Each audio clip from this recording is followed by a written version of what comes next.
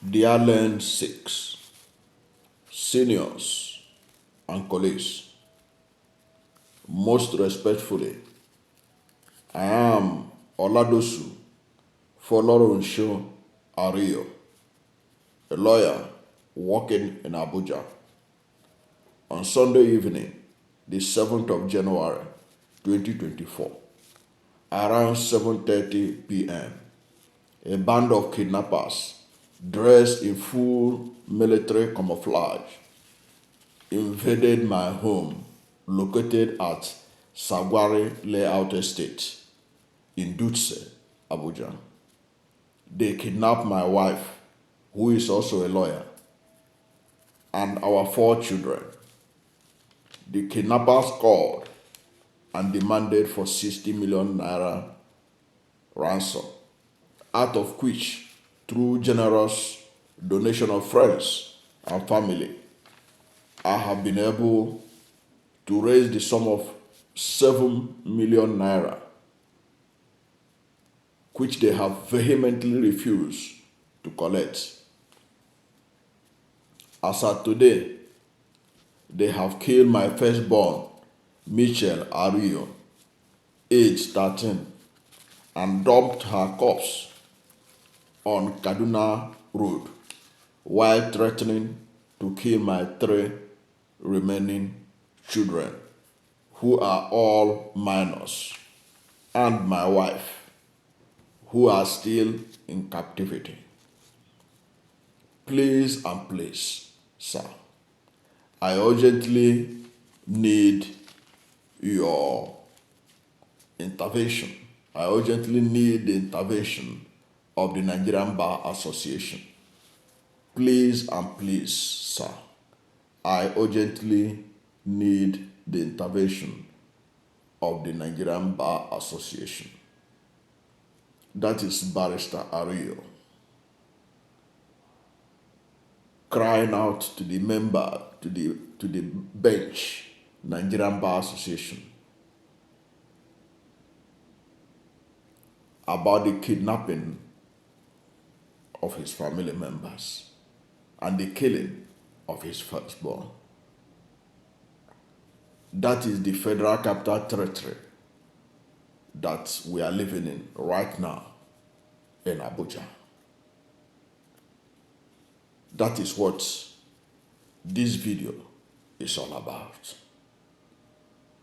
Welcome to my channel, where we discuss everything and all things politics, economy, and development in Nigeria and around the world.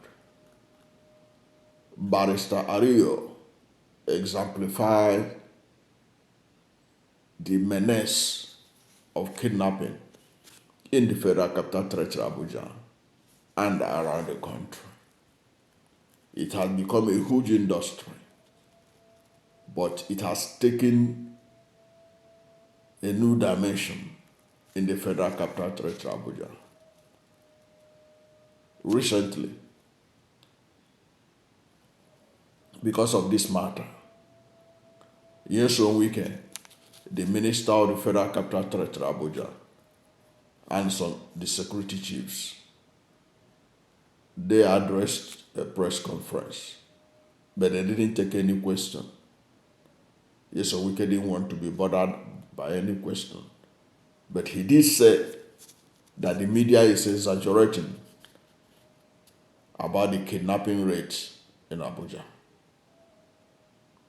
But here, we're also going to talk about the fact that kidnapping in Abuja is even underreported. And we are going to take a look at a press statement that was issued by a commissioner from the Public Complaint Commission of the Federal Capital Territory, Abuja. So that, yes, Owike, and those who think that kidnapping in Abuja is being exaggerated by the media will realize the enormity of the problem. Because this man, this commissioner of Public Complaint Commission, FCT, Dalhatu Ezekiel Musa, was making this statement based on official reports that people made to their office, obviously. Those who were, their family members were kidnapped. Of course, they need to report to somebody, to complain to somebody. I think it is in order for them to complain to Public Complaint Commission of the FCT. And this Ezekiel Dalhatu Musa is a commissioner in that commission. He has listed several kidnapping cases that took place between November and January 2024. In 3 months, in less than 3 months, showing that over 132 persons have been kidnapped, 5 killed. That is a huge number for the Federal Capital Territory, Abuja. But we're going to look at the figures that the man brought, how he came up with these numbers. So he listed them. He did a very good job of listing these things. So we're going to look at the specifics of the kidnappings. Then before we talk about generally what to do about this matter, how to bring it to an end. Because obviously, there is a need for the police and other security agencies to rise up to the occasion and stop passing the buck. And for the minister himself to understand the enormity of what is going on. Now, according to this Dalhatu Musa, commissioner with the Public Complaint Commission of the FCT, in October 10, 2023, in Sherekwe, I hope I got the name correct, in Sherekwe community and resettlement site, 4 people were kidnapped. In 11th November 2023, at Fulani settlement in Shere community, Buhari Area Council, 6 people were kidnapped. On 3rd December 2023, in Pada Bagi community, the district head and 4 people were kidnapped. The district head and 4 people were kidnapped. On 7th December 2023, 2 people in Gumaye community were kidnapped, 1 person killed. On 7th December 2023, district head of Kau and family members were also kidnapped. On 13th December 2023, 4 people were kidnapped at Gidandoku village. On December 20th, 2023, 4 were kidnapped at Tokulu community, 6 in Igu community. As on 28th December 2023, 4 were kidnapped at Tukulu community, 6 in Igu community. On December 20th, 2023, 6 people were kidnapped from Gaba community and Zuma community. On December 23, 2023, 8 people were kidnapped at Kuduru community. On December 22, 2023, 4 people were kidnapped in Buhari Area Council. On December 2024, on 24th December 2023, 4 people in Tokulu community were kidnapped. On Christmas Day, December 25, 2023, 6 people were kidnapped from Igu, Panuke community.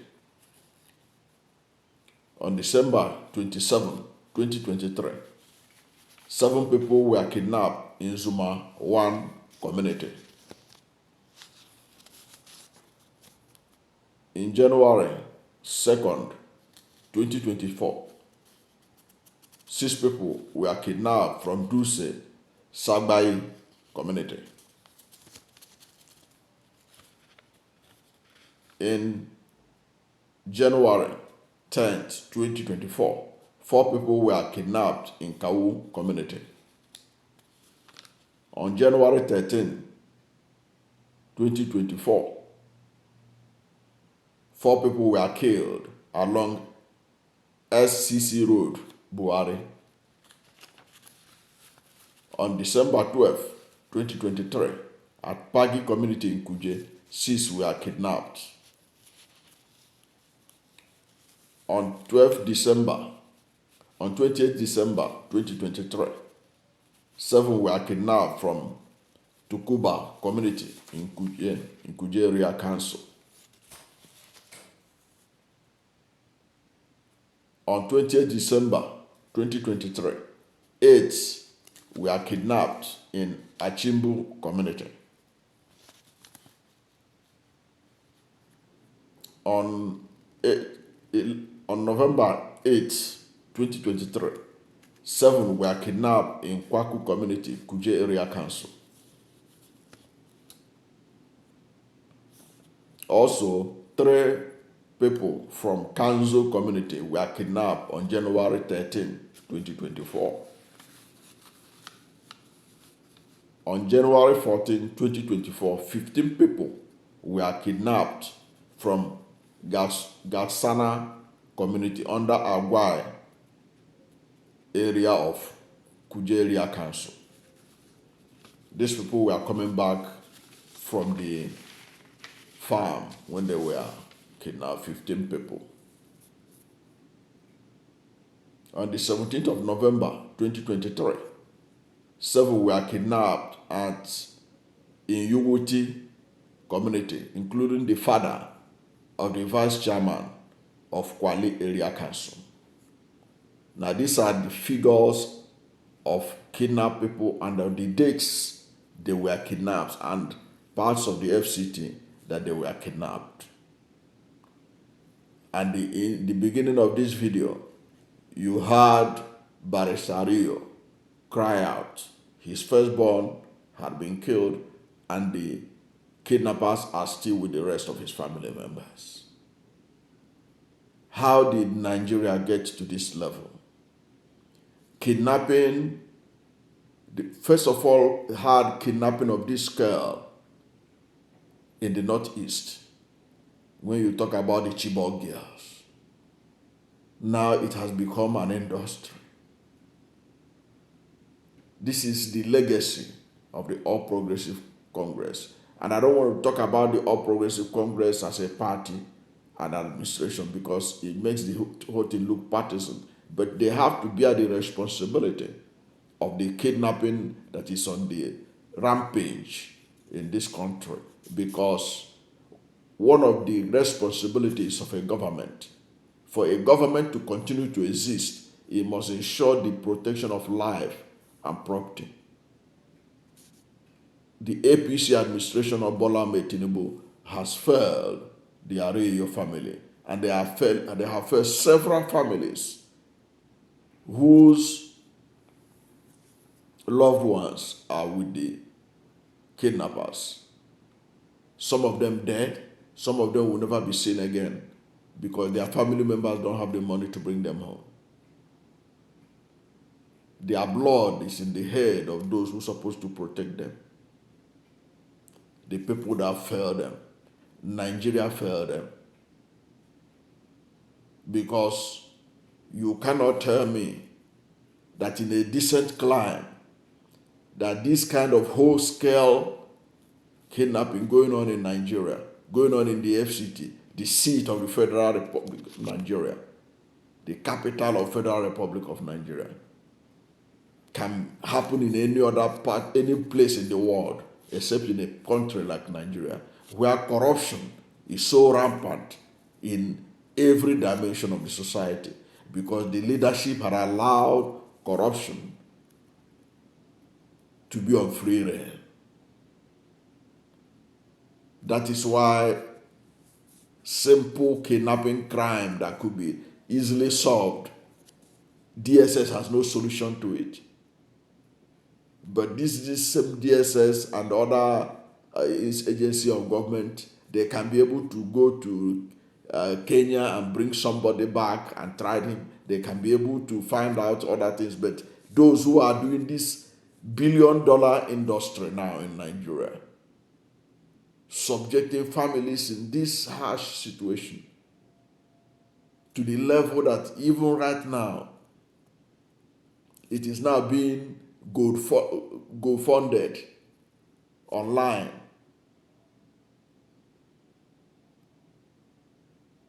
Legitimizing the illegitimate because the government has failed in its responsibility. You ask yourself, what was the essence of all the SIM card registration and everything? That people were subjected to all kinds of inhuman treatment just so that they can be able to register their SIMs. And we are told that this thing is to stop all this kind of insecurity situation. But here we are.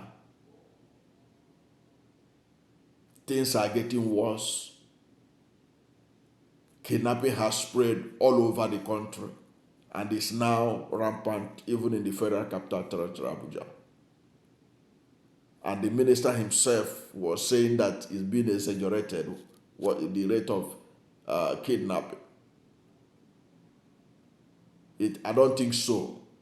In fact, it is being underreported because there are strong indications that many families, when they pay ransom, they don't even tell anybody because they know that the people that kidnap their children and their loved one can still come back for them. So they keep their mouth shut.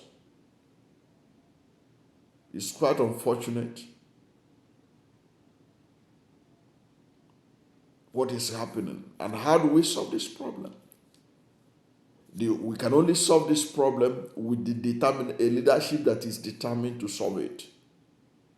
First of all, those who are given the responsibility for the protection of life and property in Nigeria must be made to be held accountable. When you discover that the DPOs in any area,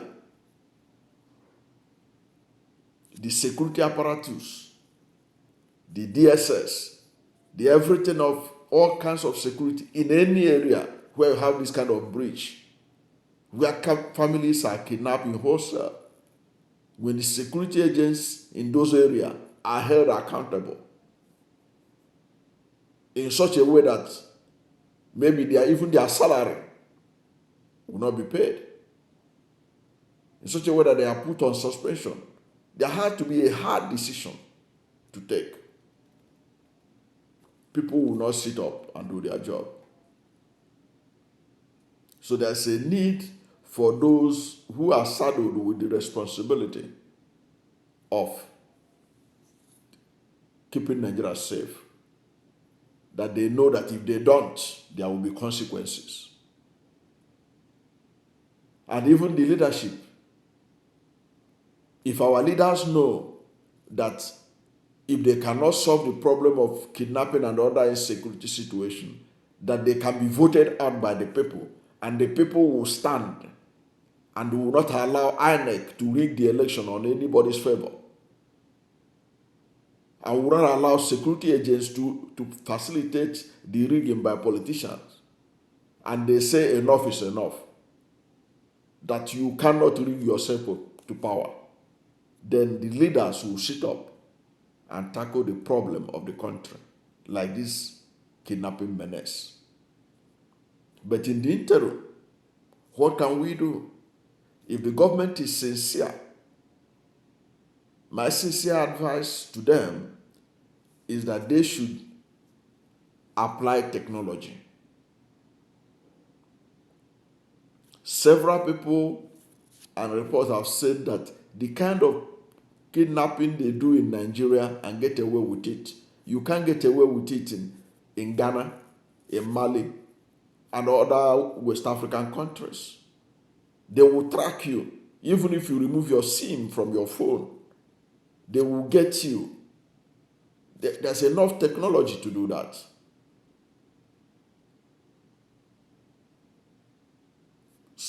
The kind of technology that all these security people in Ghana, Mali, smaller West African countries are applying to ensure that kidnapping doesn't become an industry in their countries. We should apply it in Nigeria. That is the only way. Apply it in Nigeria. And then, like I keep saying, we must decentralize the Nigerian security architecture. We must have local government police. We must have state government police. We must have federal police. All these levels of police we must have it in Nigeria if we are serious about dealing with insecurity, including kidnapping. And in Abuja right now, community policing should be encouraged. And people should report what they see. When you see something, you say something. You report to the appropriate authority. And when the appropriate authority get information, they should also ensure that they do the needful by taking advantage of such intelligence and work on it. Because unless those who are engaging in these kidnappings can see that the state is determined to deal with them, they will continue to operate with impunity. You can see what Barrister Ariyo was talking about, what he wrote, 7:30 p.m. It was so early when they stormed his home. And there were no hindrance at all. And it has become an issue. This idea that the band of kidnappers would allegedly wear military camouflage and kidnap people in dozens. This is what you get when a country is on the verge of collapse. Nigeria is fast becoming a failed state. Nigeria is on the road to Somalia. Nigeria is on the road to Somalia. It is our leaders should know it and know it very well and stop all these pretensions. And when attentions are drawn to these matters, they should not say that the press are exaggerating it. They should be grateful to the press for warning them before the whole system will collapse. We don't pray that for our country. But then our leaders must do the needful, because things are getting out of hand. The insecurity is becoming unbearable for Nigerians. That is why those who have the resources, who could afford it, they are jackpying from Nigeria. The young men and women and those who can afford to live, they are living. They are living. Because in a country where your children will be going to school, you don't know whether they will come back. Your husband is going to work, you don't know whether he's coming back. Your wife is going to the market, you don't know whether he's coming back. That's not a country. That's a failed state. And that is not what this country should be. The founding fathers of Nigeria did not project it to be this kind of insecurity mess that we are witnessing in the past 8.5 years. We pray that our leaders sit up. Things are getting out of hand. Thank you for watching this video. And if you are new to my channel, you have not yet subscribed to my channel, please subscribe to my channel. Hit the subscription button, hit the notification bell. When you subscribe to my channel and hit the notification bell, anytime I have a new video, you'll be among the first to know. God bless you. And please don't forget to like this video, because when you like it, Google will rank it high and recommend it for more people.